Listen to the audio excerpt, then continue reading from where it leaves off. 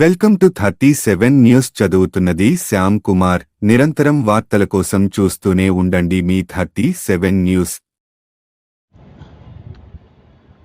10వ తరగతి విద్యార్థులకు ఎస్ఎఫ్ఐ నిర్వహించిన టాలెంట్ టెస్ట్లో ఖమ్మం నగరంలోని త్రివేణి పాఠశాలకు చెందిన ఏ మోక్షిత సాయి జిల్లా స్థాయిలో మొదటి స్థానాన్ని, విఎస్ఎస్ లక్ష్మి జిల్లా స్థాయిలో స్థానాన్ని కైవసం చేసుకున్నారు. ఈ సందర్భంగా జరిగిన కార్యక్రమంలో విజేతలైన విద్యార్థులకు మెమెంటో సర్టిఫికెట్లతో పాటుగా పారితోషికాన్ని అందించడం జరిగింది.